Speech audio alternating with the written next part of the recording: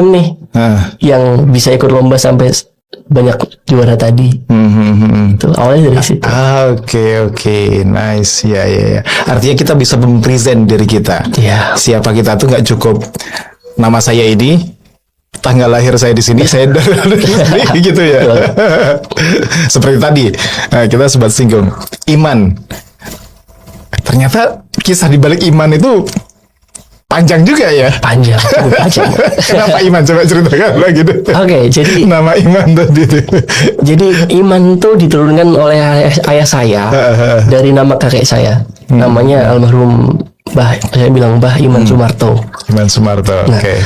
nama Iman pengen diwariskan ke cucu pertama dari kakek. Nah, kebetulan cucu pertama itu kakak saya, istilahnya dari keluarga bapak lah. Nah, kakak saya 3 bersaudara nih Pak. Kakak saya yang pertama juga namanya Iman, cowok. Dan saya anak terakhir, namanya Iman juga. Bapak pernah bilang, kalau bapak mewariskan nama Iman, itu supaya punya semangat yang sama kayak kakek. Dulu kakek itu pengusaha Pak, cukup sukses di bidang genteng di Kebumen. Kalau di Kebumen dulu terkenalnya genteng salah satunya ya, karena di sana banyak tanah liat. Nah, ada 2 genteng yang memang cukup populer gitu ya, namanya Genteng Soka dan Iman Super. Genteng Soka dan Iman Super. Betul. Iman Super itu. Iman Super nama gentengnya. Itu kakek. Bisa sampai sebesar itu, bapak berpikir bahwa saya harus menurunkan semangat ayah saya gitu ya, Yofi bapak ini ke anak saya gitu Pak. Itu kan inspiring story itu. Iya. Oke. Dan dengan semangat itu tadi ya, kakek yang punya jiwa entrepreneurship di bidang entrepreneurship, artinya dan menjadi salah satu genteng yang paling populer lah di Kebumen itu. Ketika menjalani dunia perkuliahan, selain aktif di BEM tadi itu mulai mengikuti lomba-lomba.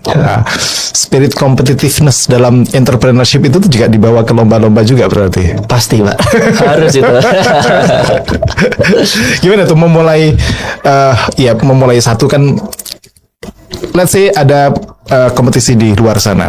How you build the team, membangun tim, terus kemudian mempersiapkan sampai untuk ke lomba dan kemudian memenangkan lomba itu gimana biasanya? Oke. Hal basic pertama yang saya lakukan untuk bisa memenangkan lomba Pak, saya berpikir ya bahwa hal paling dasar adalah sebuah tim.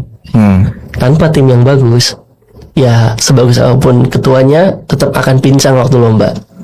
Nah, saya belajar dari BEM dengan tahu karakteristik orang tuh gimana sih, apa yang dia punya gitu ya. Seperti saya bilang tadi, saya cari orang-orang yang memang siap kalah Pak. Siap kalah. Saya nggak cari orang yang siap menang, tapi siap kalah. Karena posisinya kita sama-sama belajar. Saya belum pernah ikut lomba. Bahkan waktu SMA tahu sendiri saya orangnya introvert dan nggak pernah ikut apa-apa. Tapi saya punya semangat nih. Saya pengen punya orang-orang yang punya semangat yang sama untuk bisa mengeksplorasinya lebih lagi Pak. Saya dapatlah tim dari dulu tuh cuma sama 3 orang terus, nggak pernah 5. Gitu kan. Dari mulai awalnya saya mengikuti program ini pendanaan namanya hibah wirausaha dari UGM.